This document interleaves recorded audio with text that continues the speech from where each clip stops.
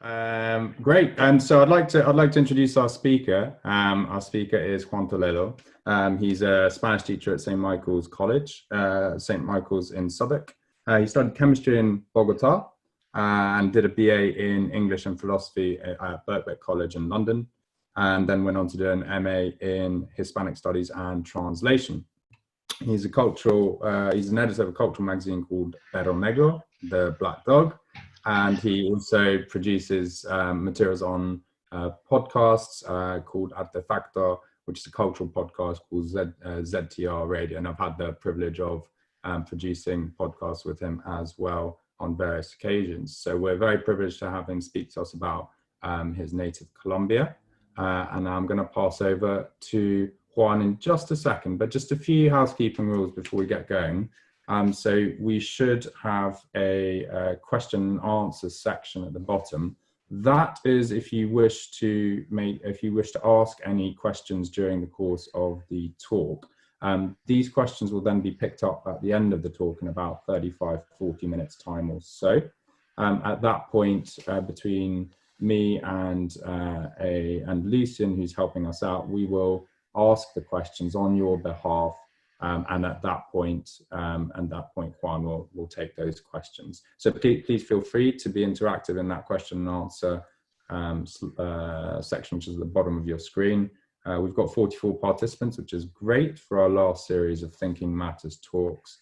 And now I'm going to ask Juan to take over and to share your screen with us, please, so we can see. Thank you. Let me share my screen. How do I do this one? For this one, share my screen. Share. Is that okay? Can everybody see it? Is that correct, Alex? Tell me. Yep. Okay. Thank you. Well, thank you for the invitation. Initially, when Alex and SSLP people asked me to do a presentation about Colombian literature, I kind of doubted initially.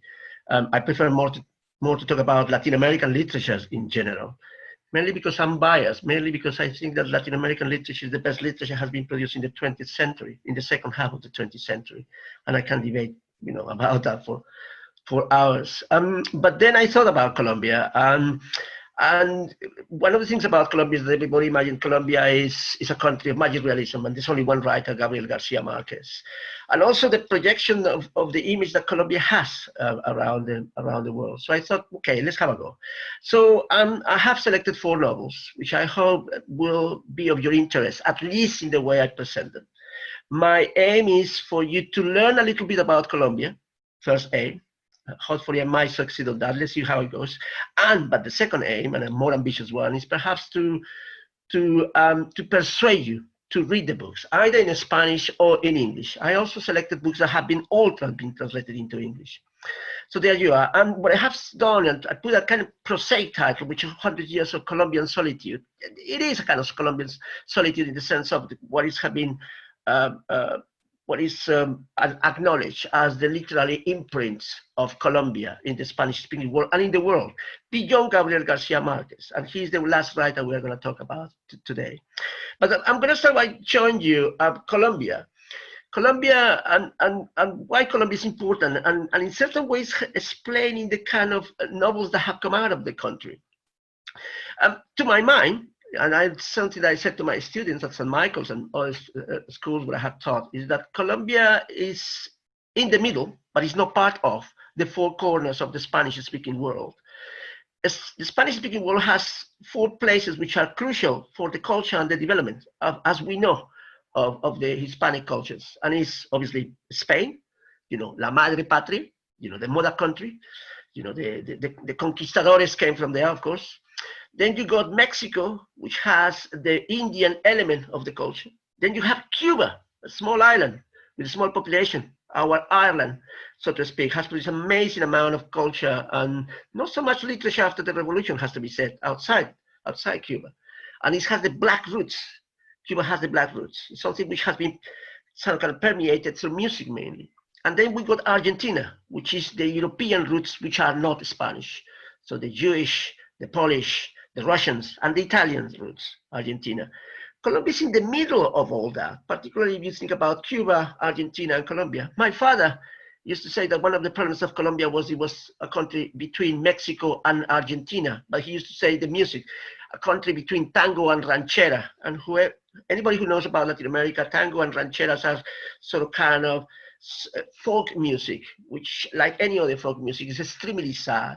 It's talking about loss and deception and death, etc., etc. So Colombia is in between those elements. Perhaps, and that might explain later on, I was trying to explain why somebody like Gabriel Garcia Marquez came out of a country like Colombia. And probably the best place to come out, and the only place to come out, would have been Colombia. But I'm going to start with the first of the novels. So, before I start with the novel, I'm going to say that Colombia the topography of Colombia is quite sui generis. It's quite unique. The Andes, which is the second largest mountain range, tallest mountain range in the world, splits into three when it reaches Colombia.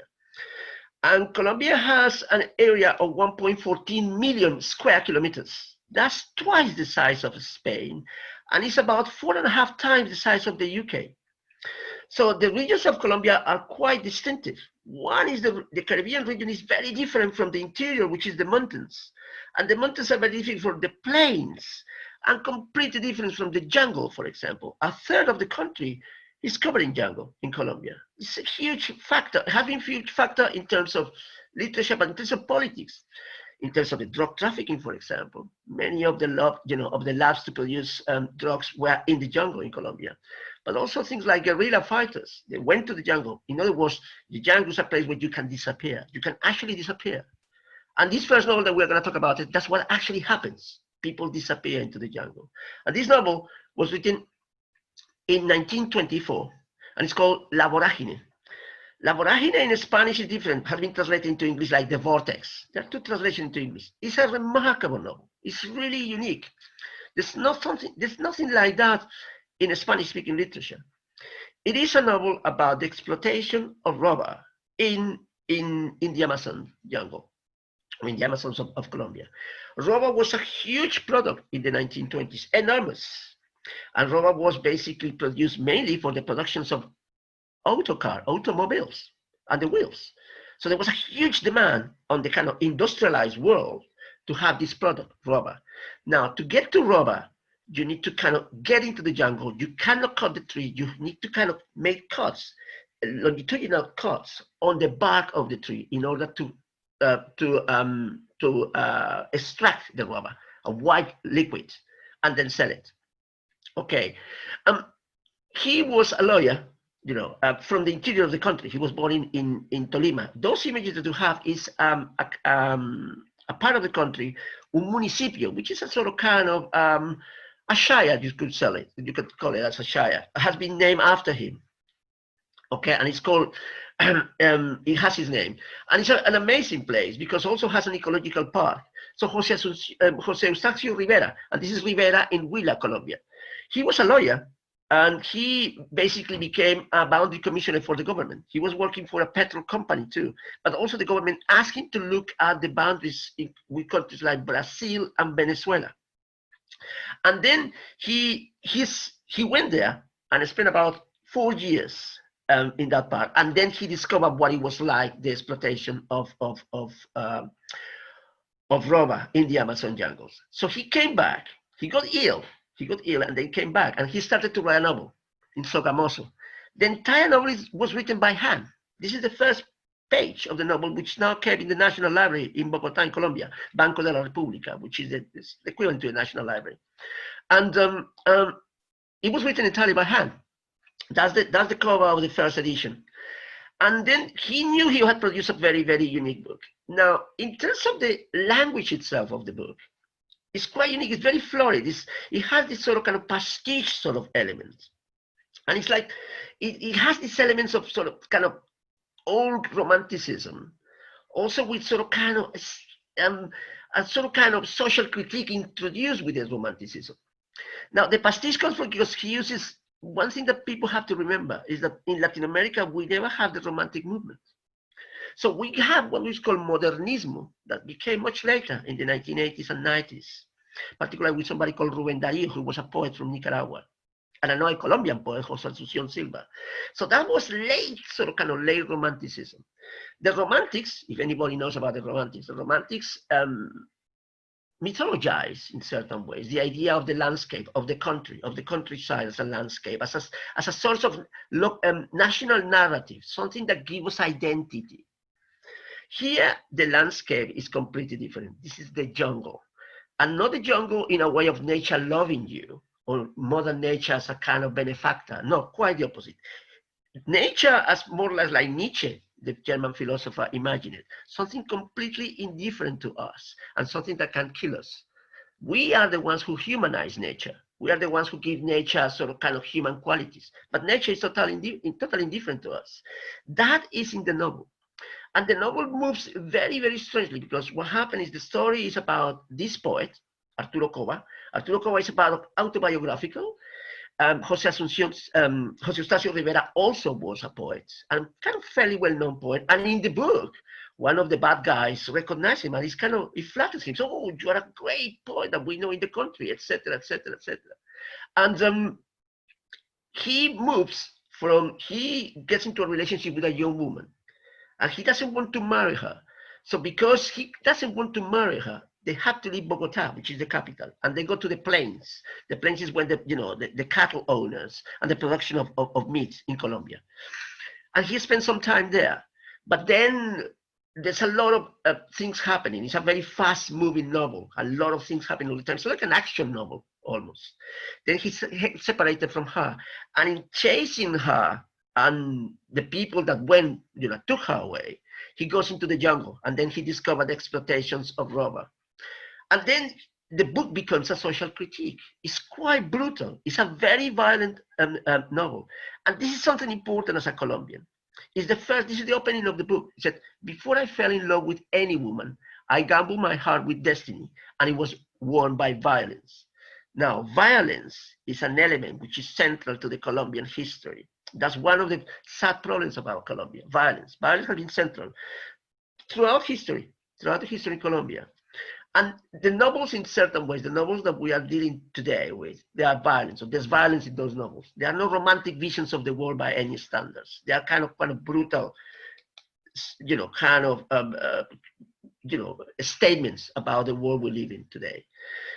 One of the things that is important in this novel by Eustacio Rivera, sorry, I keep saying Silva, Eustacio Rivera, is that it becomes a social critique, as I said before. But he says about, look, we got exploiting the Amazons, destroying the jungle. He became a supporter of ecological movements as early as 1925. And he says, look, we are doing the exploitation of man against nature and man against man. And it's the civilized man who forces us to do these exploitations, i.e. money. So money, and the main character in the novel is also a person who is kind of very narcissistic, is kind of chauvinistic too, and he dreams about great fortunes. He dreams about being recognized by the aristocratic elite in Bogota, just getting all this money and being so successful, extracting rubber from the Amazons.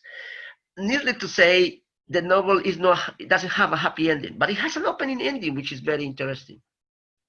The novel was an immediate success, and it is one of those novels that has more covers than any other cover of Latin American novel. If you Google, Jose Eustacio Rivera, La Voragine, and you say covers, you will find so many different versions. I selected 3 of my favorite ones. This is because of the jungle elements. This is because of Losada. This is an editorial from Buenos Aires, the one in the middle. I love that kind of simplicity of the rubber leaf and the white color at the back, because rubber is white. And the other ones, the ones that I will recommend to any of you with any of these novels, or novels that you read in Spanish, is the Cátedra editions done in Spain, which are fantastically annotated and in detail, and it's a fantastic books to read, because with Eustacio Rivera, we got the problem of new language. Alex read the book not long ago, and he was telling about how difficult it was, even for me as a Colombian. There's a lot of terminology that I don't know, and I don't know because basically they are dealing with cattle owners and cowboys and rubber exploitation. There's so many technical terms that I don't know. But yes, but the images that he leaves you with is the images of the jungle. The novel is in two parts, where he leaves Bogota and goes to the plains of the country, and then the second part where he gets into the jungle. And it's a completely different contrast. It's a fascinating novel that was read by Gabriel Garcia Marquez. And there have been novels about the jungle in Latin America, but this is the most remarkable one. And I think it's a novel that I think soon will be start to get the recognition that it deserves. In Colombia, it has never been out of print. It's a novel that many Colombians know. It's known in the United States much more than in Europe, mainly because the Americans translate these novels quicker than, they pay more attention to what's going on in Latin America than happens here in Europe. The novel has been translated into English by the Vortex. There are two translations. The first translation was by somebody called Earl Carl James, published in 1935. And it's a very good translation. But there's a very recent translation by this guy called John Charles Chasten, published in 2018. I have read just some parts. I read the book in Spanish, I never read it in English. Some parts of the translation of 1935, and it's quite remarkable. But I was comparing, just to prepare this talk, I was comparing the two translations. And the one by Chastain is really, really good. It modernizes the language. It makes it much more agile. So there you are. If you don't want to read the novel, and you want to do it in English because you don't feel like doing it in Spanish, I would recommend go for this latest version by John Charles Chastain. So that's the Vortex, La Voragine. Just a final thing to say about the Vortex. The name in English represents much more what the novel is than the novel in Spanish. Voragine in Spanish, it means a kind of selvatic jungle place, a place where nature is exuberant. That's what Voragine means. Something that has been untouched by man, part of nature that has been untouched by man. Whereas the title in English, the Vortex, kind of creates more like the sensation of what the novel really is. The novel has very kind of funny moments. And I was thinking about the only thing which is kind of similar in English language to the Vortex is Heart of Darkness by Conrad, a novel which was written before this novel, has to be said, about 15 years before, or something. I'm not quite sure about the year when the Heart of Darkness was published. But there's some parallels. But it's a remarkable novel that should be read more widely. The second novel, finally, sorry, I forgot things. This is the Manaus Opera House in the middle of the jungle in the Amazon, in the Brazilian Amazon. This the place that was known by Jose Eustacio Rivera. The river that you see at the back is the Amazon River. This opera house is immense, it's huge. It's the largest opera house in the Latin Americas, or in the Americas. It was built with Roma money. And if you want to have a big picture of what Roma was like at that time, how important it was, and the exploitation and the degradation it generated, you better watch this film called Fitzcarraldo by Werner Herzog with Klaus Kinski, which is about that too. And in the film, Herzog kind of combines the two. He's an opera lover who dreams about bringing opera to the Amazon jungle. Now, I'm not going to go into the film, but the film itself is remarkable. So read La Voragine, or the Vortex, and watch the film, and you will have a very clear idea what it was, the exploitation of the Amazon jungle of Roma by Roma barons in the 1920s. Okay, the second novel is much, much later. And what happened is much more later because this novel is published in 1970s. It's an exceptional novel because it's very unique in Latin America. It's very unique on two accounts. It's one of the not the very first urban novel, it's not, but it's one of the very first novels that incorporate music into the narrative as a novel. His name is Andrés Caicedo. He's a cult figure in Colombia. And he is a cult figure because he was extremely prolific. He was a literary critic. He was a film critic more than anything else. He was a person who was obsessive about cinema and wrote about cinema. When I was very young in Colombia, I remember going to see films because of some of the critiques that he did. I remember A Clockwork Orange and the films by Stanley Kubrick, reading by the things that Andrés Caicedo used to say. He was born in Cali, Colombia. And Cali is the place of salsa. That's the stature of Sebastián de Belalcázar, the founder of Cali. He founded Cali, Quito, and Pasto, three important cities in that part of the world, in Latin America. It was founded in 1537. the joke that I make to people, a friend from Cali, one of them is Gustavo Garcia, who I know very well. I said to him that he seems to doing a salsa step. Even the statue of the founder seems to be doing a salsa step in Cali, Colombia. Now, what happened with this novel is that it's written in the 1970s, published in the 1970s, written and published in the 1970s, when magic realism, where Gabriel Garcia Marquez, 100 Years Solitude, is at its peak. So it's a novel which is completely the opposite. And this is a first novel that in certain ways disproves this idea that all the literature that comes from Colombia, at least not necessarily Latin America, but Colombia, is magic realism. The novel is basically an exploration, you know, and well, first about him. He was born in 1951 in Cali.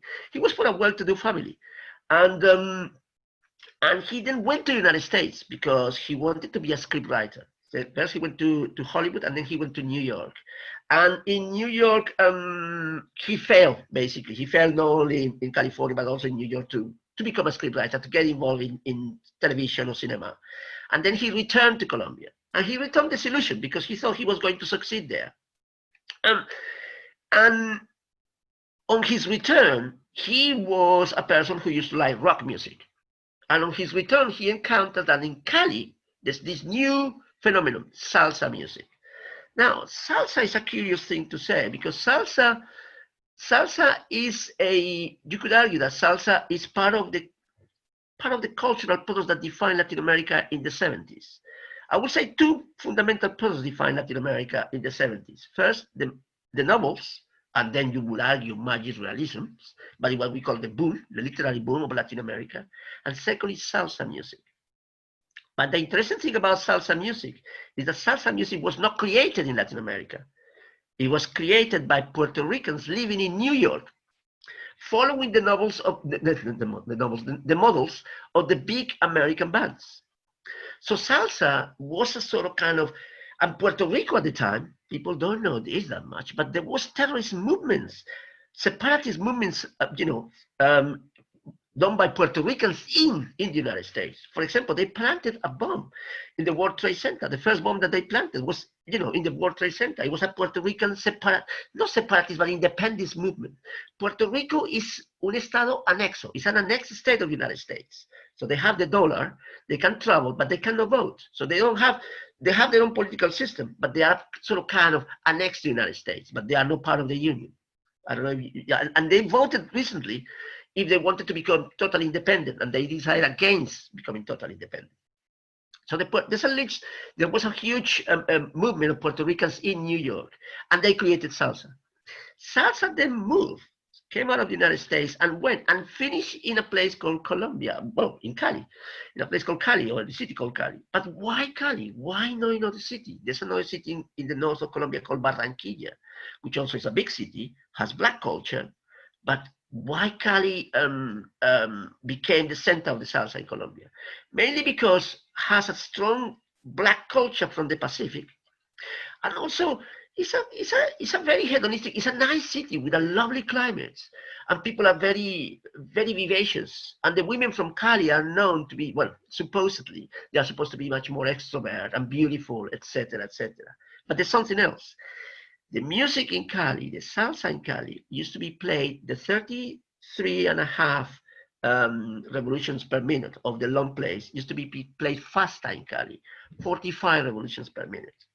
There is the joke that how if somebody's a Colombian, by the way they dance salsa, and if they dance salsa very, very fast, if they move their feet very, very fast, they are Colombian because they come from what they call la salsa. It's a salsa rápida y brava. What you were listening at the beginning of this presentation was Richie Ray El Jala Jala. So what happened is that in this novel, you got the story of a young girl, okay? And it's Maria del Carmen Huerta. She's a well-to-do young girl who is reading Karl Marx with some friends. Now, this is not gratuitous. You might think that it's a sort of kind of silly joke. It's not quite a joke. This is something that happened to Andres Caicedo. Andres Caicedo, when he returned from the United States, he returned with sort of kind of American taste for cinema, for music. He liked the Rolling Stones, he liked the Beatles, he liked American and British music. And in the 70s in America, in Latin America, probably, in the 1970s in Latin America, in a place like Colombia, it was quite complicated, this element of liking American or British music, because it was right at the peak of what we call the Cold War, but the Cold War was much more felt in places like Latin America through the Cuban Revolution and the effects of the Cuban Revolution. So, for example, I studied at the National University in Bogota, and I did like rock too. And I was criticized by friends for liking rock. Exactly same happens to him. So you got somebody who in certain ways moved away from the social critique, and he started to write the novel in 1973, the same year when Pinochet deposed Salvador Allende. So he gets completely disillusioned with politics. For many Latin Americans, Pinochet was a sort of a progressive president, but obviously because of his links with Cuba and his socialist tendencies, the United States decided to get rid of him. That was one of Henry Kissinger's pieces of work, so to speak. Caicedo became completely disillusioned, so he doesn't do anything with politics in his novel. What he does instead is look at the whole identity of urban culture, which hasn't been done at that time in Colombia. So it's urban culture, but it's also identity, the identity through the Latin identity through music. So he started to incorporate music from Puerto Rico, from Richie Ray, what you were listening to, and they take words from what is called the Yoruba language from Nigeria. And this language is introduced into the novel. And you hear many aspects of the novel is about songs, about salsa songs and rock songs. And he actually misquoted many of those songs.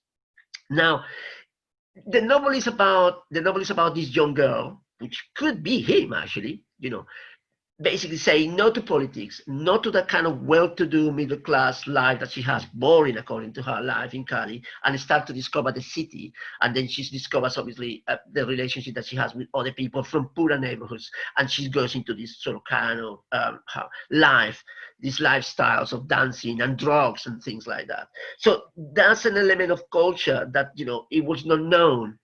Well, it was known by certain people, but never depicted in literature. It happened in America with the big generations, but not with us. But the important thing is that he uses music for the first time. Somebody uses music centrally to as a way to explore part of the identity of urban culture in Colombia, and that's important. Because Colombia was not an urban country until the 1960s and 70s. Latin American cities started to expand really rapidly in the 60s and in the 70s. Nowadays, we got mega cities. We got Mexico City with more than 22 million people. Bogota is 10 million people. Larger population than the one in London. And remember, London is the largest European capital. So we got huge cities in Latin America. Big, Sao Paulo, Buenos Aires, Mexico, Lima, Peru, Bogota.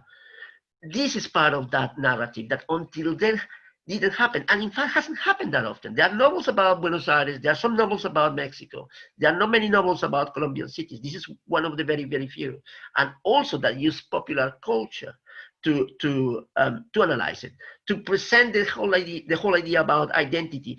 What they call wash-up generation, a disillusioned generations, disillusion with the hippie movement in America, and disillusion also with the movements of the Cuban Revolution. It was a moment when just sort of kind of disenchantment happened in a big, big way.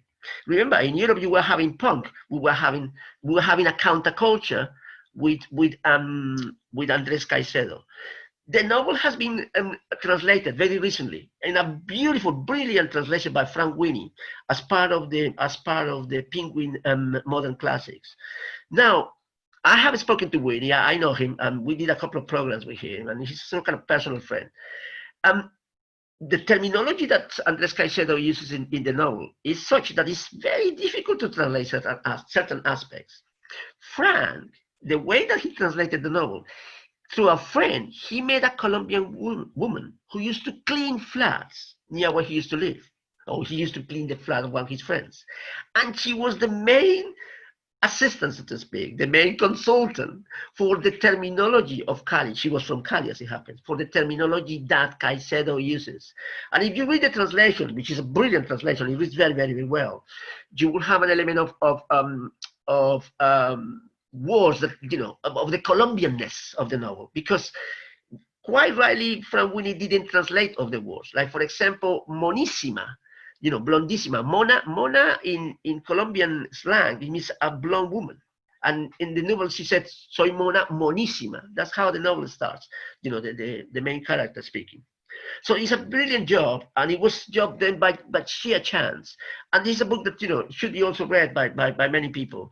Now, it is important because music, which is such an important part of Latin culture, or what people know about Latin culture, hasn't been used in novels that much. In the same way that we got the first novel about the jungle, now we got this novel about music. Elements that are there, but it needs to be interpreted through novels. These two writers have done it, you know, respectively. The third novel, this is probably my favorite one at the moment. And it's my favorite one because it's a personal project. And it's a personal project for me, because I've been reading books for a while. And one of the things, and some friends, talking to some friends, and even writing some articles for, you know, one or two magazines there, saying about the lack of Black novelists in Latin America. As I said before, I'm biased. I think that Latin America has fantastic novelists. Not that other countries don't have, but I think we have the quality and the variety of what we have is truly unique. Not only novels, but also short stories. But we do not have Black writers. We do not have. The country that we were supposed to have, or was supposed to produce the Black writers, was Cuba. That didn't happen. That didn't happen because revolutions killed the novel. If you think about Russia, after the Russian revolutions, where are the Russian novelists? It stops in 1920s. The Russian novelists that we know and we love and everybody loves universally are from the 19th century, and a couple from the 20th century. But the Russian Revolution never produced novel. Similarly happened with Cuba. Cuba was the country because, as I said at the beginning, Cuba is the kind of the black component of the Latin culture. It was the perfect country to produce the novel, but the novel is critical. The novel needs to be uncensored. The novel needs a kind of this organic process of things going badly and people reflecting about what's going badly, and, you know, putting their souls and their minds on pages or writing in you know, on screens, and then producing those novels. That obviously wasn't allowed to happen in Cuba. This guy is remarkable because he was a doctor. He was a doctor, he was a musician, he was an anthropologist, he was a musicologist, he was an ambassador. He really was a polymath in many, many aspects, to the top level. He was born in a place called Lorica in the 1920s. Lorica is a part of the country where it's known for the oral traditions. And this links also to Garcia Marquez, this orality, this circularity, the oral traditions of Black cultures. When I was born when I was studying my secondary school in Colombia, we used to listen to somebody called David Sanchez Juliao, also from the same town as this guy, Lorica. And it was the story of these guys from the Caribbean. This is the people from the interior of the country listening to the people from the Caribbean and the mentality of the people from the Caribbean. And it was highly entertaining, very, very entertaining, sort of kind of tongue-in-cheek narratives. So this kind of orality is very much part of that part of the country and of Black culture, and it's very much part of the 100 Years of Solitude that we will see later, the last novel we're going to talk about it. But this is amazing also on two accounts. Mainly, he looks at the Black culture and the Black diaspora in the Americas, not only the Latin Americas, and the Americas. And he started to elaborate a novel that he started to think of when he went to New York, because he started to study medicine in the 1940s. From Lorica, he moved to Cartagena. He was the son of a teacher, and from Cartagena he went to Bogota to study medicine at the National University in Bogota. He started to study medicine. Starting in 1940, his studies on medicine, and in 1943 he stopped and he started to travel. He went to Mexico. In Mexico, he worked as a boxer. He actually was a boxer in Mexico for a while. He worked for radio stations and newspapers in Mexico, and then he went to the United States. And then he went to Harlem.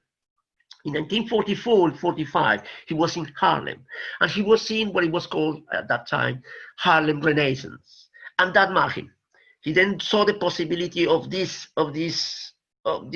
necessity of promoting this Afro culture that is very much part of the Americans. Remember that in the 1940s, what is happening in America? America had just come out of the war. There's all these soldiers, many of them Black, returning. many of them returning to their own towns in Mississippi where still segregation. And then jazz started to expand. And what is jazz? Jazz is a music that comes from migration from the south to the north of America. So he saw part of that. He saw that renaissance of the possibilities of, Black culture, particularly jazz and music and all that sort of stuff. He got very interested because of that. They went back to Colombia and started to investigate. He then wrote a novel, which is very interesting because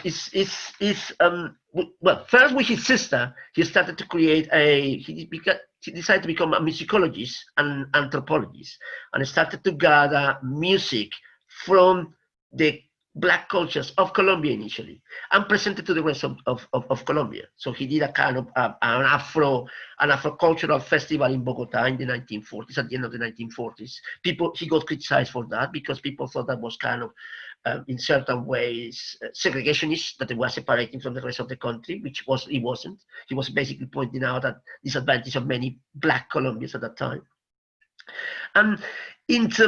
In 1947, he was invited to participate in a Black culture. In 1974. In 1974, he was invited to participate in a Black culture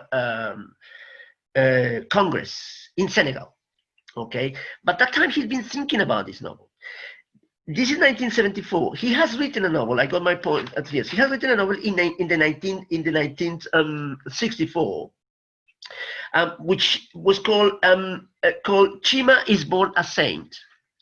He presented that novel in a competition, and that novel already has some incipients of Black culture, Black Colombian culture. He presented the novel in 1964 to the national competition for novels. He loses. He becomes second. He loses against who? Against Gabriel Garcia Marquez with his novel La Mala Hora, The Evil Hour. It's a novel also that has been is very well known in Latin America. So in 1964, he loses that competition. The year later, in 1965, he submits the same novel to another competition, Seis Barral, in Barcelona. And he loses again, comes second again. Against who? Against Mario Vargas Llosa and La Ciudad de los Perros, the city and the dogs. So he lost twice against two Nobel Prize of Literature in the 1960s. Then back again to the 1970s. In 1974, he is invited by the president of Senegal to give a conference or to participate in the conference about the Black diaspora in the Americas, to talk about Black culture in the Americas. He goes. He is then given a tour of the country. And the president at the time is called Leopold Sédar. He was taken to the island of Gore to visit the ruins, and the prisons where the slaves were kept just before being embarked to the New World, to the Americas. He is moved by that. He's completely moved by that. And he says to the president, could you please allow me to stay tonight here? And he does it. And he stayed there. And basically he says, that's what he says, that the concept of the novel became clear to him. Okay. The novel then is produced, it's published, it's written in the 1980s. It took him a long time, 20 years he said, but it took him about to write 7 years. It's a very long novel. The novel is published by an editorial called Oveja Negra. That's an editorial created by Gabriel Garcia Marquez in Colombia. This is an editorial that created back in the 70s, before he was the Nobel Prize, but he was already famous. And he was together with a magazine called Alternativa, which was a very left-wing magazine at the time in Colombia. And they published a lot of new writers. He's one of them. So the novel was published first by them. So these are kind of no profit-making editorials. These are no, there are people publishing books because they like books, not because they're going to sell. This novel didn't sell many copies. It still doesn't sell many copies. Many Colombians haven't read this novel. Many people have not read this novel. Oh, you read this novel and you come across this novel only if you start to think about Black literature in Latin America. That's his hometown, Lorica, which is by in the Caribbean coast, okay? El Rio Sinu. El Rio. I'm thinking about what kind of river, of the name of the river in that town. It's called Sinu. And you find it, I mean, if you look at the picture, it's that kind of colonial towns have some kind of Spanish element, but also it's a hot climate. but it's a combination of black culture with the Spanish culture. Now, this is an amazing book, because the book has been translated into English as Chango the Big Bad Ass. It's a long novel of more than 160 pages. The novel presents a spiritual philosophy, a cosmovision, if you wanted, mythological abstract vision of the world. And this mythological vision of the world is called Muntu. The novel is written in 5 parts. The first part is about Chango. The first part is very curious because he does this kind of combination of Greek mythology with Christianity. Chango is a kind of Zeus-like god with thunder. He has 2 sons, we call Bonka and Tumi, and they fight each other. And Bonka killed Tumi, and Bonka tries to depose his father as a god. His father gets very angry and then basically punishes him, curses him, and says to condemn him to exile in the Americas. That's how it happens. That's the first part. The second part is the arrival of the new people to Cartagena de Indias in the north of the Caribbean of Colombia. And it's about the assimilation of black culture by the new continent, particularly the Spaniards living there. He presents very interesting conversations in that book between Pedro Claver, San Pedro Claver, who is a very famous saint in the Catholic history of the church, who worked a lot with the slaves. So, for example, one of the characters doesn't, have a conversation with San Pedro Claver, but he doesn't understand what he says. Basically, he rejects these elements of Christianity. He adopts some elements of Christianity, but rejects certain things because obviously he is representing the oppressor who is taken away from his land and taken to the new world. In the third part, you got now the history of Haiti, the first black nation in the world and the second independent nation in the Americas after the United States. And Zapata Olivella sort of kind of rewrites the history of Haiti. He just presented the main emancipators or the liberators of Haiti as following the orders of Chango. Chango is the great god Yoruba. And this Yoruba is the same language that Andres Caicedo was using in his novel through the salsa music of Richie Ray, okay, the one that we were listening at the beginning. So there's a connection there. So this Yoruba god, who comes from Africa, gives them orders of how to succeed in the independent enterprise. And they did. They succeeded in the enterprise, and Haiti becomes an independent country. The fourth part is a very curious and very political one, which is about Bolivar and the independence of the New World. Anybody who knows about Latin America knows about Simón Bolívar. And here, Zapata Olivella is critical of Bolivar, because Bolivar has many problems with some of the black troops that was fighting with him. Initially he rejected to give him the freedom. Eventually they gave him the freedom in order for them to join the independence army. So black people became honest slaves, so to speak, almost overnight, but in order to help Bolivar and his generals to be part of the liberation movement. The interesting thing is about Garcia Marquez talks in one of these novels later on about that. Bolivar has to kill a couple of generals, because they were kind of insurrecting, they were rebelling against Bolivar. And there's a whole story about that, particularly with José Prudencio Padilla. It's a very interesting story. It's told in the story by Gabriel Garcia Marquez in The General and His Labyrinth, the biography that he does of Bolivar.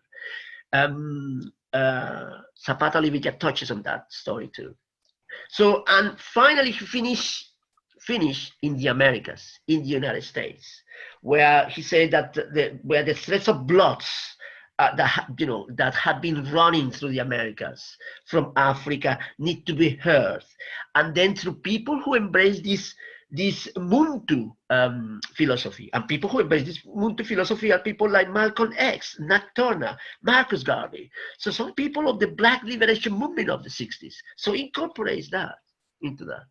The novel appeared in 1983. And as I said, it's a very long novel. It's difficult to get in Spanish, and it's very difficult to get in English. In English, has been translated by Jonathan Tittle. It was translated in 2010. But if you try to buy this book, it costs you about £300 to buy it at the moment, 250 or 300 pounds. It is very expensive, probably because there are not many copies, and probably because it hasn't been re-edited or reprinted. So this is a remarkable novel.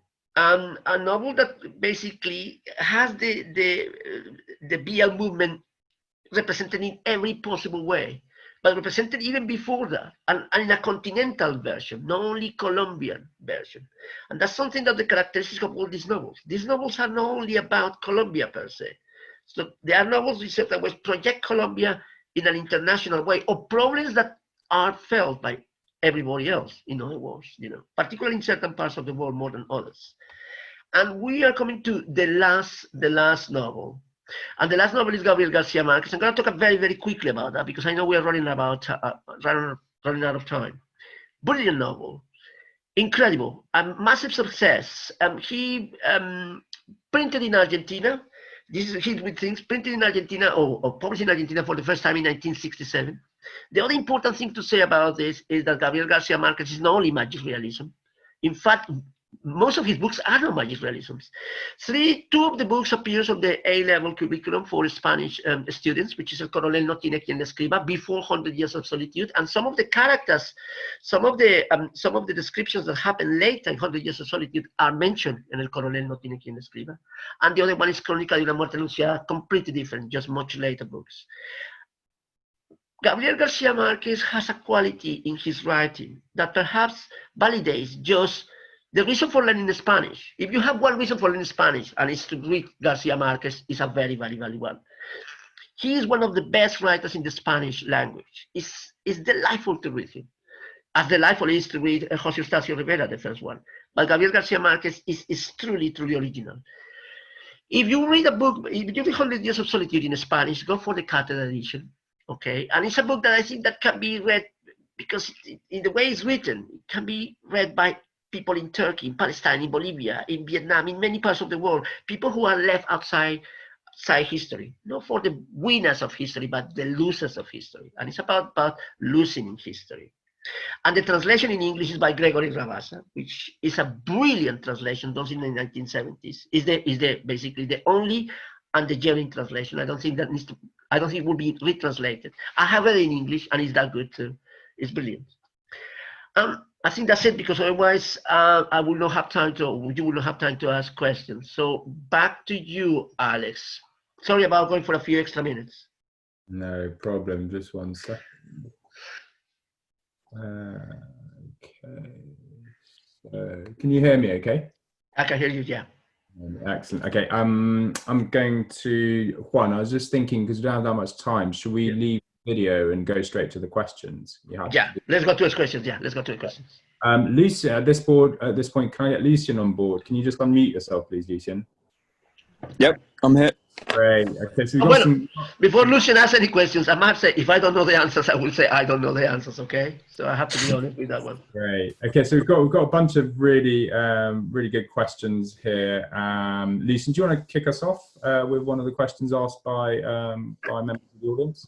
Yep. I think I'm going to start off with one we had in before the call actually started, which was what actually is, in the best explanation you can give, magic realism. I guess in its simplest form. Simplest form. The simplest form ever is a sort of magic that does not change reality, and that's an important thing. I'm going to add something else there. It's a magic that permeates daily reality, but it doesn't change it. And that's a very different attitude about the imagination of the Spanish-speaking world, Cervantes and Gabriel Garcia Marquez, with people like Tolkien and Harry Potter. The magic, as imagined by the English imagination, changes the world. The magic imagined by the Spanish mind, at least in literature, doesn't change the world. So it's the magic that doesn't change the world. Great, excellent. I'm going to ask a question that was asked by Olivia. Were there any topics that were seen as no-goes for Colombian novelists? Good question. Very good, Olivia. Very good question, Olivia. I would say yes, and I would say this: drug trafficking. The big novel about drug trafficking has not been written yet in Colombia. still too dangerous perhaps to write it. We write about the effects, but a novel that's playing the phenomenon of drug trafficking. Everybody knows about Narcos in Colombia, which, by the way, is taken from a fantastic soap opera in Colombia called El Patrón del Mal. Anybody who follows Spanish, please watch El Patrón del Mal. It's much better than Narcos. But yes, it's a subject. And also, Colombia still is has so many conflicts, particularly land owning is a country. So there are quite a few taboos there. But because of the internal struggles in the country, yeah. Great. Lucian, over to you. This is a question that's actually come in from the master, Dr. Spence, and that is, why do you think magic realism emerged at the time that it did in Latin America, and is it still an important element of the literary tradition today? Yeah, tough questions. Look, I think that Latin American writers saw that the reality of Latin America is so bizarre, so weird, so extraordinary, that they said it's very difficult to compete with reality. The things that were happening, even from the Chronicles of the Conquistadores, anybody who reads the Chronicle of Conquistadores, that's magic realism.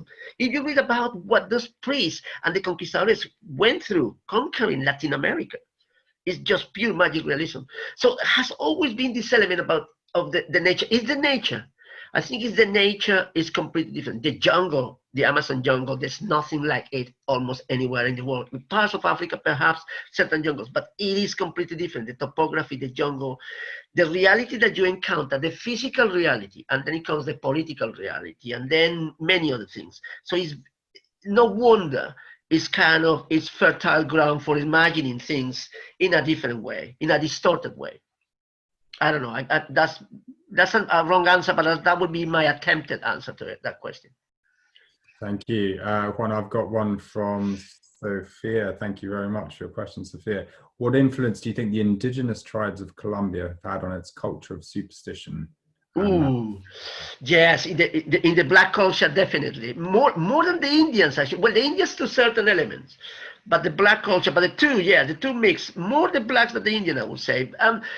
Yes, the ethnographic novels have been tried in Latin America. In Colombia, just started to do. For example, in the Vortex and La Voragine, in the second part, are the Indians, the Guaibos, are the Indians who help the narrator, Arturo Cava, to basically escape from the jungle, so to speak. So they become the allies. There are Indian cultures, but I think that in certain ways they became erased, much more erased. Now, the superstition and things like that reemerge again through black cultures.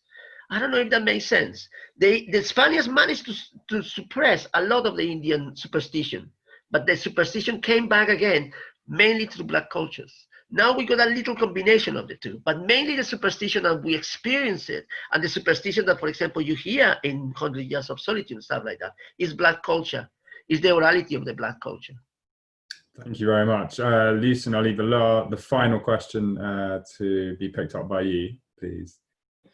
Yeah, I think this is quite a good general question, which applies to, I guess, literature in all cultures and in different languages. Do you think there's a risk in translation of losing the true meaning and the value of the book in its original language? Yeah, of course there is. Yeah, there's no doubt about it. Translation is an imprecise art. It is very, very difficult. For example, the work that, for example, Frank Winnie did with Que Viva la Música, Live Forever, for example, a title that he didn't choose. Live Forever is a flower that grows in Cali, you know. But he did a fantastic job. Translated 100 Years of Solitude. It's a fantastic translation. Yeah, so the translation, that's the reason why I mentioned the translations here. Yes, the answer is there is a bad translation damage an original. But a good translation can enhance. The good translation is not only translating word by word, it's translating a cultural vision of a continent or a city or a character. That's what you're doing. And a translator, that's the job of a translator. So yes, the danger is always there, but fortunately there are enough people who knows language very well to be able to to translate, to co-translate the culture from one language into another. Thank you very much. That's great. Well, timing has been absolutely impeccable. Thank you very much to everyone for joining. Lucian, I'll just let you just sum up in the last last 30 seconds or so, and before we draw to a close. Yeah, Juan, thank you so much for this talk. It's been a real insight into Colombian culture and literature and Latin America in general. I think it's fascinating. We've covered such a wide range of topics, and I think it's really interesting the racial element that we've covered as well. That's obviously quite relevant today, and I'm sure. Yeah. Thank you for saying that, Lucia, because that's the idea. I think it's very relevant. So hopefully people might be interested in reading them. Yeah.